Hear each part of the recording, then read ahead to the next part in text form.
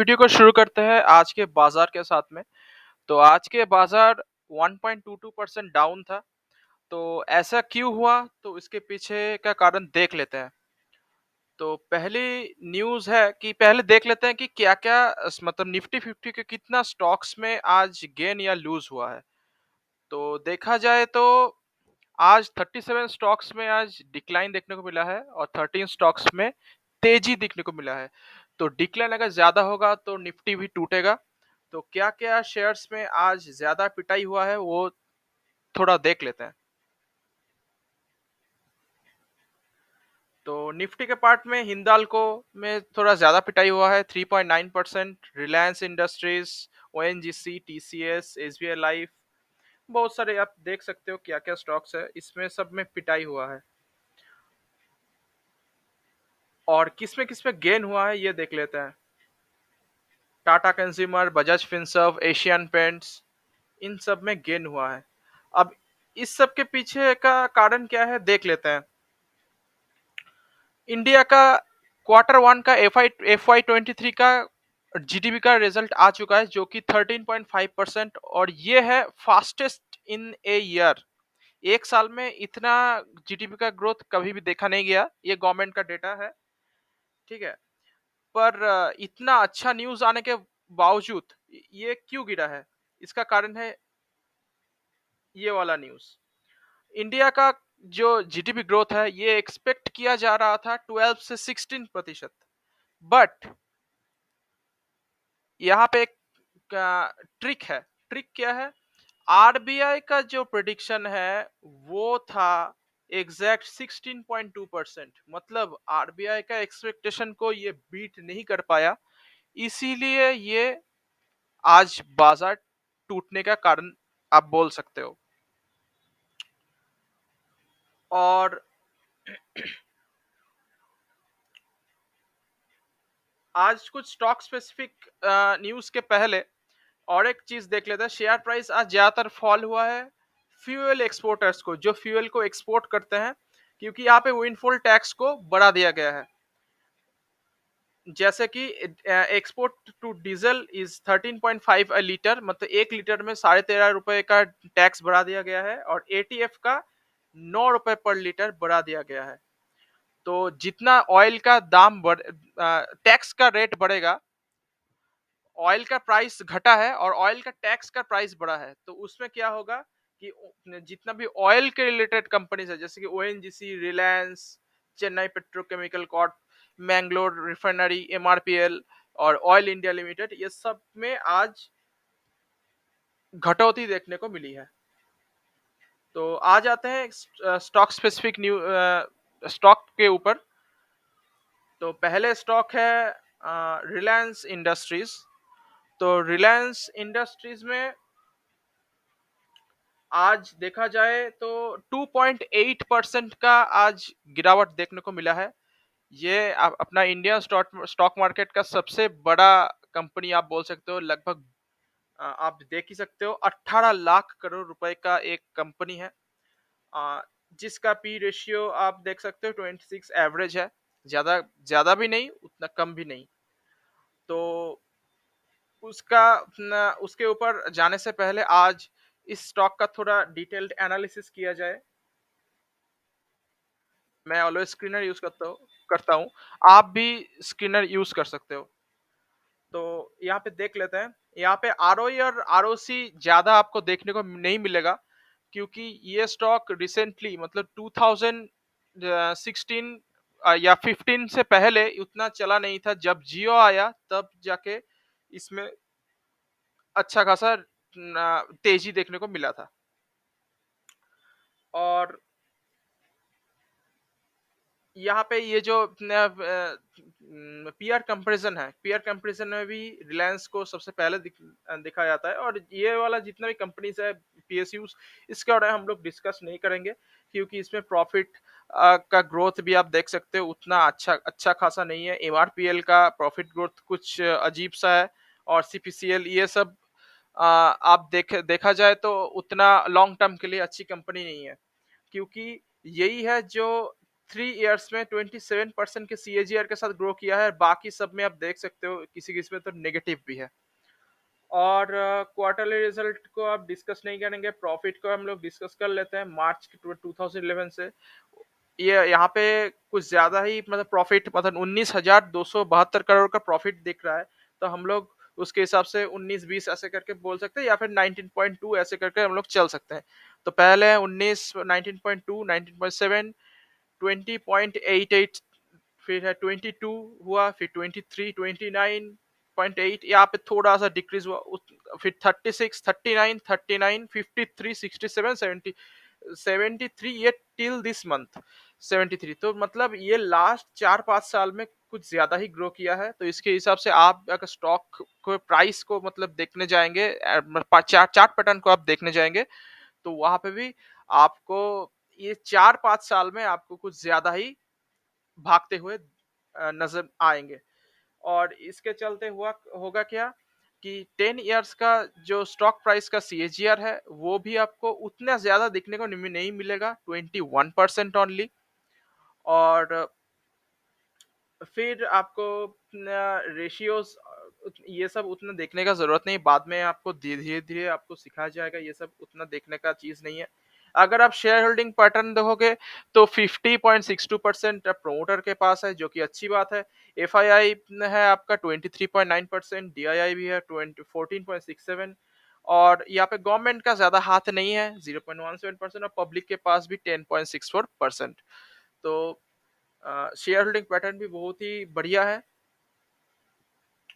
और अब आ जाते हैं इसके टेक्निकल एनालिसिस के ऊपर। तो टेक्निकल एनालिसिस को देखे तो यहाँ पे अगर मैं दो ट्रेंड लाइन को ड्रॉ किया हूँ, और ये देखा जाए तो ये अपने छोटा मोटा सपोर्ट के पास है, क्योंकि यहाँ पे छोटा मोटा रेजिस्टेंस भी देखने को मिला था। अगर किसी को खरीदारी करना है, अगर किसी को ये स्टॉक लेना है, अगर अगर किसी को लेना है, तो यहाँ पे विचार किया किया जा सकता है, मतलब विचार कर सकते हैं वो। और नहीं तो अगर ये वाला ट्रेंड लाइन अब देख रहे हैं, ये वाला ट्रेंड लाइन, तो ये वाला ट्रेंड लाइन के हिसाब से अगर चले तो लगभग 2500 रुपए का लेवल यहाँ पे दिखाई दे रहा है। अगर 2500 पे अगर ये स्टॉक मिल जाए तो यहाँ से खरीदारी शुरू किया जा सकता है। वैसे देखा जाए तो ऊपर से ज्यादा गिरावट नहीं है। मैक्सिमम इसका गया था लगभग वही 2800 के करीब, 2800, 2850 के करीब। तो कंपनी अच्छी है, कंपनी ग्रो कर रही है। तो नेक्स्ट कंपनी के बारे में बात करने से पहले बात कर लेते हैं। नेक्स्ट कंपनी का नाम है रूट मोबाइल। तो रूट मोबाइल में भी आज अच्छा खासा गिरावट देखने को मिल जाता है। तो आज देखिए कि 3.44% का एक बड़ा सा मंदी यहाँ पे देखा गया है। और लास्ट तक ये मतलब यहाँ पे तो बहुत ज्यादा ही कुछ करेक्शन देखने को मिल जाता है। तो देख लेते हैं कंपनी के बारे में पहले, कि कंपनी काम क्या क्या करती है। तो सिंपली स्क्रीनर में जाएंगे, स्क्रीनर पे जाने के बाद यहाँ पे देख लेते हैं मार्केट कैप है इसका 9,220 करोड़। मतलब बहुत ही छोटा कंपनी है, एक स्मॉल कैप कंपनी है। स्टॉक पी भी अच्छा खासा वैल्यूएशन पे चल रहा है 45.7। और यहाँ पे करंट प्राइस आपको 1466 मिलने को मिल जाता है। हाई गया था इसका 2,400 के करीब, मतलब बहुत ही ज्यादा। तो लगभग बहुत ही अच्छे खासे डिस्काउंटेड प्राइस में अभी अवेलेबल है। तो ये इन्वेस्टमेंट करने का लायक है कि नहीं पहले देख लेते हैं। अच्छा, यहाँ पे पीयर कंपैरिजन देख लेता हूँ। तो ये है आपका लगभग प्रोडक्ट आईटी कंपनी के कंपैरिजन में ये आता है। सबसे पहले आपको टाटा एलेक्सी देखने को मिल जाता है, फिर Mphasis, LTTS, LNT technological service, फिर परसिस्टेंट, कोफोर्ज, एफएल इंडिया भी आ जाता है इसमें। तो ये सब फिर भी उतना, एफएल इंडिया तो फिर भी जो एडवर्टाइजमेंट होता है तो उसके ऊपर ये काम करता है। तो फिर ये जो है रूट मोबाइल, ये रूट मोबाइल का अगर काम देखोगे तो ये क्लाउड कम्युनिकेशन प्लेटफॉर्म प्रोवाइड करता है। ओटीटी प्लेटफॉर्म्स के लिए जाना जाता है। मोबाइल नेटवर्क ऑपरेटर भी काम के हिसाब से काम करता है। ये स्मार्ट सोल्यूशन प्रोवाइड करता है, messaging, voice, email, SMS filtering, analytics, monetisation, ये सब के ऊपर वो काम करता है। तो ये सब चीज आगे बंद नहीं होने वाला है। और ये इन लोगों के पास 2 टिकट मतलब 20 साल का एक्सपीरियंस है। ये मतलब कम्युनिकेशन सेक्टर के ऊपर। तो अच्छा खासा अच्छी कंपनी देखने में लग रहा है। और अगर हम लोग इसका पी-एन-एल चेक करने जाए तो 2016 में 63 करोड़, 2017 में थोड़ा घट गया था 61, फिर 2018 में घट गया था 48, 2019 में 56, फिर 58, 133, 170, 207। मतलब लास्ट 4 साल से ये ग्रो कर रहे हैं। उसके पहले इनका बिल्कुल भी कंसिस्टेंसी नहीं था। और अगर आप स्टॉक प्राइस सीएजीआर के तरफ जाओगे तो एक साल में -25%। ऐसे क्यों दिखा रहा है? क्योंकि ये नया कंपनी, न्यू लिस्टेड कंपनी है। कंपनी पुरानी है पर स्टॉक मार्केट में नया लिस्ट हुआ है। तो फिर इसका अगर हम लोग शेयर होल्डिंग पैटर्न्स को देख लेते हैं तो 59.82। और यहाँ पे एफआईआई को अगर फॉरेन इंस्टीट्यूशनल इन्वेस्टर है आपका 19.94%, डीआईआई भी है 7.03%, पब्लिक है 13.21%। मतलब ये पिछले जो क्वार्टर था वहां से अगर देखा जाए तो फॉरेन इन्वेस्टर थोड़ा सेल किया है पर डोमेस्टिक इन्वेस्टर अच्छा खासा बाई कर लिया है। तो अच्छा, एक अच्छा पॉइंट देखने को मिल जाता है। तो यहाँ पे इनका पहले एक न्यूज़ को देख लेते हैं कि यहाँ पे इन लोग करते क्या है। तो रूट मोबाइल का जो होल्ली ओन सब्सिडरी है चिली में, वो इसको थोड़ा बूस्ट मिला है इनसे कि company started as feeling massive ऐसे SaaS subscriber over 10 lakh 10 lakh shares of some CLP $1 each. मतलब एक कंपनी मसिवियन सैस बोल के एक कंपनी को ओन किया है जो जिसका 100% शेयर होल्डिंग है इनके पास। तो पूरा खरीद लिया है। तो अच्छी बात है, एक कंपनी को इन लोगों ने ओन किया है जो कि चिली में है। मतलब इन लोगों को डॉलर वैल्यू का अच्छा खासा फायदा मिल सकता है।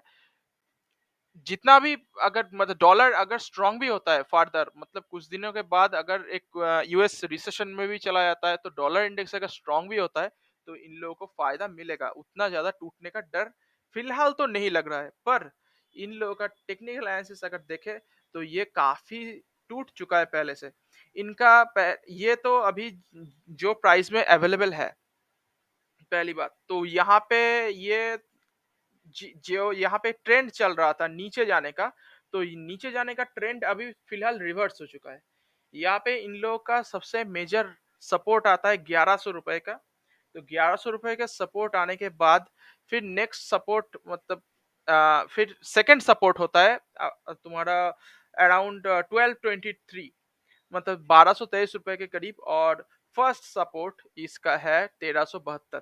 अगर किसी को इस ये कंपनी में अगर इन्वेस्ट करना ही है, अगर करना है तो ये स्टार्टिंग प्राइस वो भी अच्छा है क्योंकि ये पहले मतलब जितना पहले प्राइस था लगभग 2400 के करीब, तो वहां से काफी ज्यादा टूट चुका है। और ये फ्यूचरिस्टिक कंपनी भी लगता है। अगर इन्वेस्टमेंट करना है तो यहाँ से स्टार्टिंग किया जा सकता है। और अगर किसी को एडिंग करना है तो ये लेवल्स आप इस लेवल्स के ऊपर आप विचार कर सकते हो। एक है 1372 का लेवल, क्योंकि यहाँ पे एक रेजिस्टेंस, स्मॉल रेजिस्टेंस और दो दो बार सपोर्ट इनको मिल चुका है। सॉरी, तीन तीन बार सपोर्ट मिल चुका है और एक रेजिस्टेंस। और यहाँ पे 1223 में एक सपोर्ट भी मिल चुका है। और 1104 में दो दो बार मेजर सपोर्ट मिल चुका है। तो ये जो कंपनी है इसमें ज्यादा इन्वेस्ट मतलब 5 से 8% ही आपका टोटल पोर्टफोलियो के ऊपर आप ध्यान दे सकते हो, क्योंकि ये बहुत ही छोटा कंपनी है। ज्यादा इन्वेस्टमेंट करने का कोई सेंस नहीं बनता क्योंकि इसमें वोलेटिलिटी भी ज्यादा देखने को मिलेगा। जितना छोटा कंपनी है उतना कम इन्वेस्टमेंट और उतना ज्यादा हाई रिस्क और हाई रिवॉर्ड इसको बोला जा सकता है इस टाइप का स्टॉक्स को। और रिलायंस जो है वो आपका low risk decent rewarding stocks. फिर आ जाता है नेक्स्ट स्टॉक्स के ऊपर डॉक्टर लाल पाथ लैब। तो डॉक्टर लाल पाथ लैब में आज 3.40% का डाउनफॉल देखने को मिला है। तो उसके पहले डॉक्टर लाल पाथ लैब के ऊपर ज्यादा कुछ बोलने का जरूरत नहीं है क्योंकि ज्यादातर जगह पे इन लोगों का लैब्स का चेन है डॉक्टर लाल पाथ लैब का। तो स्क्रीनर पे चलते हैं, डॉक्टर लाल पाथलैब के ऊपर थोड़ा देख लेते हैं। तो डॉक्टर लाल पाथलैब 20,000 करोड़ का एक मिड कैप काइंड का कंपनी है। स्टॉक पी अभी 76 पे चल रहा है। और करंट प्राइस आपका 2477 और इसका हाईएस्ट गया था 4246 का और लोएस्ट गया था 1800 रुपए का। और आरओसी आरओई बहुत ही अच्छा है। फेस वैल्यू भी 10 का है, मतलब बाद में अगर आपको स्प्लिट या बोनस बोनस नहीं स्प्लिट अगर मिलता है, मतलब स्प्लिट मिलने का चांसेस है। अगर 5 का स्प्लिट हुआ तो फेस वैल्यू 2 रुपए का हो जाएगा, और अगर 10 का स्प्लिट मिलता है तो फेस वैल्यू 1 का हो जाएगा। और यहाँ पे देखा जाए तो हेल्थ केयर के ऊपर है, तो हेल्थ केयर का जो डायग्नोस्टिक सेक्टर में ये बिलोंग करते हैं। तो डायग्नोस्टिक सेक्टर में अभी थोड़ा प्रॉब्लम यही चल रहा है कि कोविड में इन लोगों का हाई बेस था। तो जितना हाई बेस रहेगा उसके हिसाब से अब कोविड खत्म हो रहा है तो इन लोगों का रेवेन्यू भी थोड़ा थोड़ा कम होने का चांसेस है। तो इसीलिए स्टॉक प्राइस में भी अभी स्लो डाउन हो रहा है। तो अगर हम लोग प्रॉफिट एंड लॉस को देखें तो 2011 से 29, 45, 55, 80, 96, 133, 156, 170 टू 200 सब ठीक चल रहा है। 228, 296, 350, अभी तक ये 275 हुआ है, मतलब थोड़ा सा घटा है देखा जाए तो। और अगर हम लोग स्टॉक प्राइस सीएजीआर को देखें तो 5 साल का है 25%, तो डिसेंट सीएजीआर है। ज्यादा अच्छा भी नहीं, ज्यादा बुरा भी नहीं, ठीक ठाक सीएजीआर है। और शेयर होल्डिंग पैटर्न को हम लोग देखें तो 55% प्रोमोटर के पास है, एफआईआई के पास 22% है, डीआई के पास 6% है, और पब्लिक के पास 15.6% है, और अदर्स में है 0.60%। मतलब यहाँ से अगर देखोगे तो F I I D I आई और अदर जीत जो है, तो इन लोग थोड़ा थोड़ा अपने स्टेक को ट्रिम किया है और पब्लिक थोड़ा शेयर को बढ़ाया है, और प्रोमोटर्स भी ट्रिम किया है। पर इसका मतलब ये नहीं कि ये कंपनी खराब हो गया, ठीक है। तो रिसेंट न्यूज के बारे में देख लेते हैं कि इन लोग क्या बोला है कि doctor Lal PathLabs pulls up its socks as competition mounts. तो रिसेंटली इन लोग बोला है कि इन लोग डिजिटाइजेशन के ऊपर भी मूव करना चाहते हैं, investing in digitalization and brand promotion to battle competition. ऐसे क्या हो गया कि इन लोगों को डिजिटलाइजेशन के ऊपर तरफ मूव करना पड़ रहा है, क्योंकि टाटा वन एम जी जो है इन लोगों के टक्कर में आ गया है। तो टाटा वन एम जी जो कंपनी है, इन लोग बहुत सस्ते में डायग्नोस्टिक, मतलब जो liver functioning L F T R F T जो जो टेस्टिंग होता है बॉडी में, तो वो टेस्टिंग बहुत ही कम पैसों में उन लोग प्रोवाइड कर रहा है। तो इस इन लोगों के इसके चलते डॉक्टर लाल पाथ लैब में थोड़ा आ, मतलब कम लोग डायग्नोस कर रहे हैं, डायग्नोस का टेस्ट मतलब करवा रहे हैं। तो ये एक कंसर्निंग का बात था। तो इसके लिए इन लोग जब देख रहे हैं कि इन लोगों का सेल्स कम हो रहा है, प्रॉफिट कम हो रहा है, तो इन लोग भी अपना आ, जो मूव है वो डिजिटलाइजेशन के तरफ होने का स्टार्ट हो चुका है। तो नेक्स्ट ये लाल पाथ लैब का अब टेक्निकल एनालिसिस देख लेते हैं। तो टेक्निकल चार्ट कुछ ऐसे को देखने का मिलेगा, तो मतलब काफी वोलाटाइल है ये स्टॉक देखा जाए तो यहाँ पे ये जो स्टॉक है अभी 2500 के आसपास है, 2508 रुपए का आसपास है। तो यहाँ पे कोई सपोर्ट वैसे है नहीं। अगर आपको सपोर्ट फाइंड ही करना है तो 2300 रुपए में एक सपोर्ट है। फिर नेक्स्ट यहाँ पे बहुत अच्छा खासा सपोर्ट है 2000 रुपए में, 2000 के करीब, मतलब 1980 2000 के करीब एक सपोर्ट है, और इसका मेजर सपोर्ट है 1900 के आसपास। मतलब आपको अगर 1900, आपके पास अगर एक भी स्टॉक नहीं है तो यहाँ से स्टार्टिंग किया जा सकता है। आपको अगर फर्दर एडिंग करना है तो 2300 रुपए के आसपास आप एडिंग कर सकते हो। बट 2000 रुपीज और 1900 रुपीज मेन सपोर्ट है, अगर वहां तक चल जाए तो वहां पे आपको ज्यादा एडिंग करने का मौका मिलेगा। फिर नेक्स्ट स्टॉक का नाम है उफ्लेक्स। तो उफ्लेक्स ये एक नया स्टॉक है। नया स्टॉक इन द सेंस कि आज तो देखा जाए तो 2.53% का गिरावट देखने को मिला है। तो उफ्लेक्स में पहले देख लेते हैं कि उफ्लेक्स करता क्या है, क्योंकि अगर किसी को पता ही नहीं है कि वो कंपनी करता क्या है तो ब्लाइंडली इन्वेस्ट करके कोई फायदा नहीं है। तो उफ्लेक्स लिमिटेड मार्केट कैप काफी कम है, 5000 करोड़ का सिर्फ कंपनी है, और स्टॉक भी ज्यादा देखने को नहीं मिलता है, 4.47। इसके पीछे का कारण आपको थोड़ा बोलता हूँ कि इतना कम क्यों है। और आरओसी आरओई भी डिसेंट है, बट प्लेज परसेंटेज है 3.63%, जो थोड़ा कंसर्निंग मैटर है। पर अच्छा ग्रोइंग कंपनी अगर ढूंढना है, मतलब अगर अच्छा ग्रोइंग कंपनी है तो ये सब उतना मैटर नहीं करता। तो इन लोग करता क्या है, इन लोग मल्टीनेशनल कंपनी है, sales of flexible packaging products. ठीक है। तो यहाँ पे और क्या क्या करता है, flexible package, plastic packaging products और पीवीडीसी कोटिंग, ग्रेवियर प्लेंटिंग सिलेंडर। आप लोग यहाँ पे पढ़ सकते हो क्या क्या करते हैं। इन लोगों की क्लाइंट कौन कौन है देख लेते हैं। कोका कोला है, नेस्ले है, अमूल है, परफेक्टी है, पेप्सिको है, लॉरियल है, आईटीसी ब्रिटनी है, पीएनजी। ये सब मतलब बड़े बड़े कंपनीज है। और इन लोग एक 9 मैन्युफैक्चरिंग फैसिलिटीज है यहाँ पे, जो इंडिया में है, यूएई, पोलैंड, रशिया, इजिप्ट, ये सब कंपनीज में है। तो कंपनी का तो प्रोफाइल तो देख अच्छा लगा। पर देख लेते हैं पीयर टू पीयर कंपटीशन में पॉलीप्लेक्स कॉर्पोरेशन सबसे पहले ऊपर आता है, पैकेजिंग सेक्टर से बिलोंग करता है। और अगर हम लोग इसका पीएनएल चेक करने जाएं तो 697, फिर 254, 190, 202, 256, 317, 351, 312, 315, फिर 371, 844, 1099, 1210। मतलब पहले देखिए 2011 से 2019 तक बिल्कुल भी कंसिस्टेंसी नहीं है। और एक बार तो ऐसा हुआ कि 697 में पहुंच गया था, फिर जाके घटते गए, फिर थोड़ा सा बढ़ा, फिर घटा, ऐसे चलता रहा उन लोग। मतलब प्रॉफिट उतना अच्छा खासा नहीं था। बट 2020 के बाद से अचानक प्रॉफिट का परसेंटेज वो कुछ ज्यादा ही बढ़ गया। 371 के बाद 844, फिर 1099। अब सोच सकते हो, और टिल दिस मंथ तो अभी 1210 है, मतलब और भी एडिंग होने वाला है।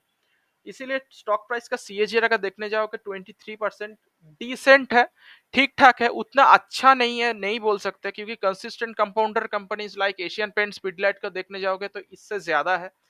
आ, फिर भी अगर छोटा कंपनी आपको लेना है, बस मतलब पेनी कंपनी लेना है, तो इस पे इन्वेस्ट कर सकते हैं। पर यही है कि इसमें ज्यादा इन्वेस्ट नहीं करना है, हार्डली 3 to 5% आप लोग इसमें कर सकते हो टोटल पोर्टफोलियो का। और अगर इसका शेयर होल्डिंग पैटर्न भी देखने जाओगे तो लगभग यहाँ पे थोड़ा अजीब सा शेयर होल्डिंग पैटर्न है। 44% प्रोमोटर के पास है और पब्लिक के पास है 48%। और एफ आई आई है 7.909%। मतलब थोड़ा थोड़ा रिस्की, मतलब हाई रिस्क तो है ही, और इस पे देखने जाए तो काफी रिस्क है इस कंपनी में। अगर आपको कंपनी में इन्वेस्ट ही करना है तो जरूर मतलब सोच समझ के इन्वेस्ट कीजिएगा। और 3 महीने के अंदर हर बार प्रोमोटर्स के परसेंटेज, ये सब चीज आपको शेयर होल्डिंग पैटर्न का थोड़ा नजर में रखना है इस कंपनी में अगर इन्वेस्ट करना है तो। फिर इसका आ जाता है टेक्निकल पैटर्न्स के ऊपर। तो टेक्निकल पैटर्न के हिसाब से ये जो एक पैरेलल लाइन है दो, इसके अंदर ही ये स्टॉक परफॉर्म करता है। कुछ दिन पहले, 2 दिन पहले इसमें अच्छा खासा ब्रेकआउट मिला था। और ये ट्रेंड लाइन जो है इसके हिसाब से ये अपने रेजिस्टेंस पे पहुंच गया था।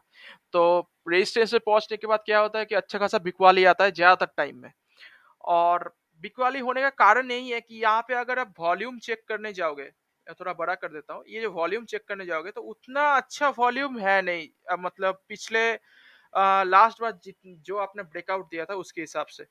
तो अगर इसको मतलब फर्दर और भी ऊपर जाना है तो इसको अच्छे खासे वॉल्यूम में, इसको प्राइस में और खरीदारी करना चाहिए। मतलब और ये डीआईआई और एफआईआई, मतलब फॉरेन इंस्टीट्यूशन इन्वेस्टर और डोमेस्टिक वाले इन्वेस्टर ही ये सब कर सकते हैं। पब्लिक के पास इतना पैसा नहीं होता कि वो उसको, मतलब किसी के स्टॉक को, वॉल्यूम को फटाक से वो बढ़ा पाए। तो अभी इसीलिए ये मतलब अपने रेजिस्टेंस से प्रॉफिट प्रॉफिट बुकिंग चल रहा है। तो अगर आपको इसी टाइप के कंपनीज में अगर इन्वेस्ट करना है तो आप लगभग 570 या 600 के करीब ये अगर स्टॉक स्टॉक आपको मिलता है, अगर मिलता है तो इस पे आप विचार कर सकते हो इन्वेस्ट करने का। मैं किसी को रिकमेंड नहीं करता, मेरा काम है किसी स्टॉक पे एनालिसिस करके बताना कि ये स्टॉक अच्छा है कि बुरा है, और कहाँ पे इन्वेस्ट करना चाहिए या नहीं करना चाहिए। ये इतना ही मैं इंफॉर्मेशन दे सकता हूँ। ठीक है। और चाहे तो एसेट है कंपनी को आप स्किप भी कर सकते हैं। जिसको रिस्क लेना है, हाई रिस्की हाई रिवार्डिंग कंपनियाँ ये। जिसको रिस्क लेना है वो इसमें इन्वेस्ट कर सकते हैं। फिर नेक्स्ट कंपनी का नाम है उनो मिंडा। मतलब उनो मिंडा चेंज हुआ है रिसेंटली, नाम इसका मिंडा इंडस्ट्रीज से उनो मिंडा नाम हुआ है। तो कंपनी ऑटो एंसिलरी से बिलोंग करती है। बट ऑटो एंसिलरी सेक्टर में एक ही इकलौती एक कंपनी है, ये यही कंपनी है जिसमें सबसे कम गिरावट देखने को मिला है अभी तक। तो आज इसमें 2.11% का गिरावट देखा गया है। और इसका अगर आप मैक्सिमम चार्ट पैटर्न देखोगे तो बहुत स्मूथ चार्ट पैटर्न है। 2018 में जो क्रैश आया था ऑटो सेक्टर में, तो इस टाइम में भी ये क्रैश नहीं कंसोलिडेट किया था, तो ये एक बहुत ही बड़ा प्लस साइन है ये कंपनी के लिए। तो कंपनी के बारे में पहले देख लेते हैं कि क्या करता है ये। तो इसका मार्केट कैप 32,000 करोड़ का है, मतलब ये मिड कैप कंपनी है। और करंट प्राइस 566, हाई मतलब 630, ज्यादा नीचे नहीं आया है देखा जाए तो। स्टॉक पी भी अच्छा खासा वैल्यूएशन पे चल रहा है 67। और आरओई आरओसी भी अच्छा है। और फेस वैल्यू 2 का है, मतलब ये चाहे तो अगर स्प्लिट होगा तो ये दो बार, मतलब एक बार ही डबल हो सकता है शेयर्स। मतलब प्राइस हाफ हो सकता है पर उसके ऊपर कुछ नहीं हो सकता। प्लेस परसेंटेज कुछ भी नहीं है। और यहाँ पे ऑटो इंसुलेज में संवर्धन, मदरसन सुमी है, बॉश है, उनो मिंडा है, एक्साइड इंडस्ट्री, जितना भी कंपनी है सबसे ज्यादा सीएजीआर इसमें देखने को मिलेगा। यहाँ पे 50.03% का सीएजीआर है। बाकी सब में अगर देखा जाए तो 16%, 6%, बहुत ही कम, किसी किसी नेगेटिव भी है एक्साइड इंडस्ट्रीज। और यहाँ पे अगर प्रॉफिट एंड लॉस स्टेटमेंट को अगर देखा जाए तो 36, 28, 28, 6, यहाँ पे थोड़ा डगमगाया था। फिर जाकर 68, 123, 185, 331, देखिए कैसे कैसे ग्रो कर रहा है। ये मार्च का जो कोविड के वजह से ये फॉल है। फिर 248 धीरे धीरे रिकवर किया, 413, फिर 538। और अगर 10 इयर्स का स्टॉक प्राइस सीएजीआर देखोगे तो बहुत ही मैसिव है, 58% सीएजीआर। बहुत ही कम स्टॉक्स में ऐसे देखने को मिलता है कि 58% सीएजीआर दे रहा है ये। अगर इसका शेयर होल्डिंग पैटर्न को भी देखना चाहोगे तो प्रोमोटर्स के पास लगभग 67.36% है। और एफआई के पास भी 9% के करीब है, डीआई के पास भी 14% करीब है, और पब्लिक के पास 9, मतलब परफेक्ट बोल सकते हो। मैक्सिमम शेयर है प्रोमोटर्स के पास अभी भी। इतना साल हो गया है इस कंपनी को, फिर भी ये कंपनी बहुत ही ज्यादा स्ट्रेंथ को डिफाई करता है। रिसेंटली इस कंपनी के ऊपर एक न्यूज भी आया है, देख लेते हैं क्या है कि उनो मिंडा 300 करोड़ का इन्वेस्ट कर रहा है कि मैन्युफैक्चरिंग कैपेसिटी में। मैन्युफैक्चरिंग कैपेसिटी कहाँ पे हो रहा है? Minda Kosei aluminium wheel private limited, जो है 4 वाट का एलॉय व्हील बनाएगा। जो अभी तक बनाता था 60,000 व्हील का, यहाँ पे आप पढ़ सकते हो 60,000 व्हील का पर मंथ ये बना सकता था। वो बढ़ के हो जाएगा 2,40,000 व्हील्स पर मंथ। मतलब ये एक टाइम एक्सपेंडिचर है, कैपेक्स कर रहा है। और कहाँ पे कर रहा है? बवाल हरियाणा में। तो हरियाणा में इनका प्लांट को और भी मतलब एक्सटेंड कर रहा है।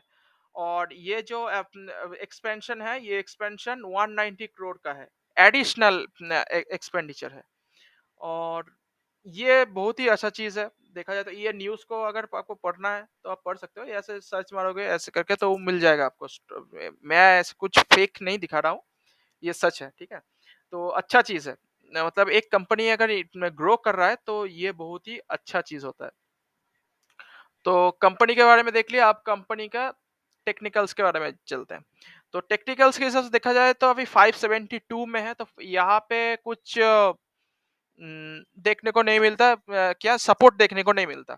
सपोर्ट कहाँ पे है? सपोर्ट लगभग 540 के करीब एक सपोर्ट है, क्योंकि यहाँ पे एक रेजिस्टेंस, यहाँ पे एक रेजिस्टेंस, और यहाँ पे और एक रेजिस्टेंस, और यहाँ पे एक सपोर्ट फेस किया था। तो अगर आपको ये स्टॉक 540 के आसपास मिल जाता है तो आप जरूर इसमें इन्वेस्ट कर सकते हैं। और इसका मेजर सपोर्ट है 500 रुपए करीब, 506 या 500 रुपए के करीब है। तो इस पे अगर आपको इन्वेस्ट करना है तो ये वाला लेवल आप जरूर विचार कर सकते हैं। अगर आपको अभी आपके पास एक भी स्टॉक नहीं है तो यहाँ से अगर फर्दर डिप अगर मिल जाता है, मतलब 572 से नीचे 550 के 560 के करीब, तो यहाँ से स्टार्टिंग किया जा सकता है। पर ज़्यादा नहीं, इससे मैक्सिमम आप 7 से 8 प्रतिशत दे सकते हैं। क्योंकि ऑटो सेक्टर है, ऑटो सेक्टर में रेगुलेशंस है, गवर्नमेंट का रेगुलेशंस है। पर अच्छी बात है कि ये कंपनी ऑटो एंसिलरीज के प्रोडक्ट्स को बनाता है, मतलब नट बोल्ट्स हो गए, यहाँ पे कार का जितने भी छोटे-मोटे पार्ट्स होता है, तो उसको ये मैन्युफैक्चर करती है। डायरेक्ट कार को नहीं मैन्युफैक्चर करती है। डायरेक्ट कार वाला जो कंपनी है, उसमें ज़्यादा अप्स एंड डाउन्स आपको देखने को मिल जाता है। और फार्मा सेक्टर जो है, फार्मा सेक्टर जो लाल पाथ लैब के ऊपर हम लोग बोल रहे थे, तो लाल पाथ लैब के जैसे जितना भी कंपनीज़ है, इसमें भी गवर्नमेंट का रेगुलेशन थोड़ा ज़्यादा है। तो इसमें भी आप हार्डली 5% के 5% मान के इसमें भी आप इन्वेस्ट कर सकते हो। तो कैसा लगा मेरा वीडियो? अगर आपको अच्छा लगे तो आप kindly like, share and subscribe कर सकते हो। दोस्तों के साथ भी शेयर करना। ये मेरा पहला मतलब ऐसे एनालिसिस किया हो। अगर आपको अच्छा लगे तो काइंडली फीडबैक भी देना कि कैसे क्या इम्प्रूवमेंट करना है या नहीं करना है। थोड़ा पहला दिन है, तो कैसे क्या-क्या बोला हमको भी नहीं मालूम। मतलब अच्छा लगे तो प्लीज़ कमेंट करना, ठीक है? तो तब तक के लिए मतलब और भी अगर वीडियो आता है तो मैं बोल दूँगा, और भी वीडियो मतलब कल अगर आता है तो ठीक है, नहीं तो आज और एक देने का कोशिश कर सकता हूँ। तो तब तक के लिए गुड बाय।